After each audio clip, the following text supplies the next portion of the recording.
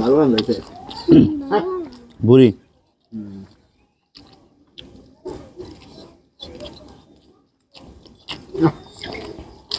মটরগুলো তো ভালো হয়েছে সবই ভালো হয়েছে। আজকে আপনাদের সঙ্গে যে ভিডিওটি শেয়ার করব সেটি হচ্ছে গ্রামে কিভাবে গরুর ভুঁড়ি বা বট পরিষ্কার করে আর রান্না কিভাবে করতে হবে, সম্পূর্ণ প্রসেসিংটা কিন্তু আপনাদের জন্য। আর যত সহজ উপায়ে করা যায় সেটাই কিন্তু আপনাদের আজকে দেখাবো। এই যে গরুর ভুঁড়িটা আমরা প্রথমে নিয়েছি, কারণ বড় একটি ভুঁড়ি ছিল 5 কেজি ওজনের। আর এই যে গরম পানি দিয়ে আম্মু কিন্তু ভুঁড়িগুলাকে বারবার এটার ভিতরে দিতেছিল আর আমাকে দিছে। আমি কিন্তু সুন্দরভাবে যে চামিচ দিয়ে ডলা দিলেই পরিষ্কার হয়ে গেছে। এত সুন্দর করে এক একটা ভুঁড়ি পরিষ্কার করেছি। আর পরিষ্কার ধবধবে করে কিন্তু এটাকে রান্না করতে হবে, কারণ এটার ভিতরে অনেক ময়লা থাকে। আর এই ভুঁড়িটা কিন্তু মানুষ সহজে খায় না। তার একটি কারণ কি জানেন? পরিষ্কার করতে একটু সময় লাগে, যার কারণে খেতে অলসতা হয়। আহামরি যে অনেক দাম সেটা কিন্তু নয়, কিন্তু এটি কিন্তু খেতে খুবই মজাদার একটি খাবার। যাই হোক, আজকে ভুঁড়ি কিন্তু বাজার থেকে এনেছে আর এটাকে কেটে পরিষ্কার করে নিয়েছি সুন্দরভাবে। এখন এই যে রান্নাটা চুলায় দিয়ে দিয়েছি, কারণ সবাই কিন্তু অপেক্ষা করতেছে যে ভুঁড়িটা কখন রান্না হবে আর দুপুরে সবাই মিলে জমিয়ে খাবে। যাই হোক, এই যে পেঁয়াজ আমি কিন্তু ভেজে নিয়েছি।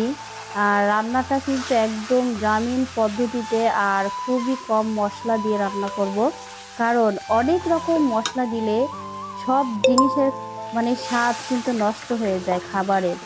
এই জন্য বলছি, অনেকে কিন্তু অনেক রকমের মশলা বিশেষ করে মাংসের ভিতরে, ভুঁড়ির ভিতরে ইউজ করে।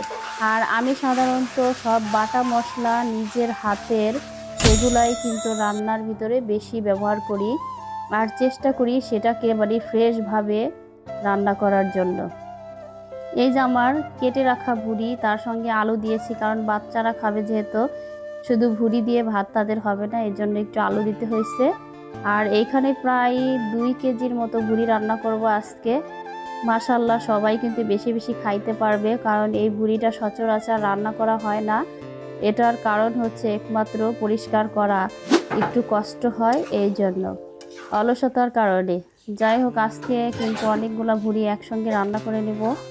এই ভুঁড়িটাকে কিন্তু সুন্দরভাবে মশলা দিয়ে আমি কষিয়ে নেব বারবার। আর এখানে যে মশলাগুলো আমি ইউজ করেছি সেটা হচ্ছে পেঁয়াজ, আদা বাটা, রসুন বাটা, জিরা বাটা, এলাচ, দারচিনি, তেজপাতা, স্বাদমতো লবণ, হলুদের গুঁড়া, মরিচের গুঁড়া, এইগুলা দিয়েই সাধারণত আজকে রান্না করব। এইগুলাই যদি ব্যবহার করি তাহলে কিন্তু খাবারের টেস্টের কোনো কমতি থাকবে না। মাশাআল্লাহ, আমি যেটা মনে করি, কারণ আমি সচরাচর ঘরোয়া এই মশলাগুলো দিয়েই কিন্তু রান্না করে থাকি। এই যে আমার কিন্তু কষানো হয়ে গেছে মাশাআল্লাহ। আর ভুঁড়ি কিন্তু সাধারণত ঝোল ঝোল খায় না কেউ, কষা কষা, ভাজা ভাজা এরকম খেতে পছন্দ করে। আমি কিন্তু অল্প পরিমাণে পানি দিয়েছি। এই যে দেখেন আমার ভুঁড়িটা কত সুন্দরভাবে কষানোর পরে পানি দিয়েছি। আর আমার কিন্তু রান্নাটাও মাশাআল্লাহ অনেক সুন্দর হয়েছে, কারণ সবাই খেয়ে খুবই প্রশংসা করছে যে রান্নাটাও যেরকম স্বাদ হয়েছে, খেতেও কিন্তু দারুণ। খাইতে অনেক সুস্বাদু।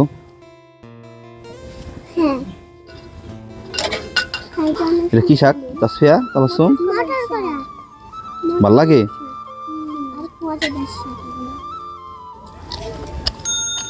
ভালো লাগছে বুড়ি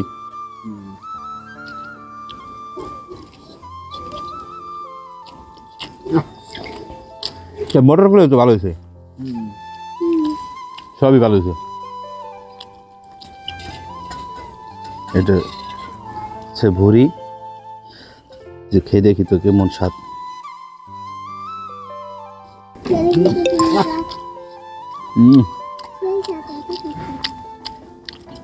দারুণ দারুণ,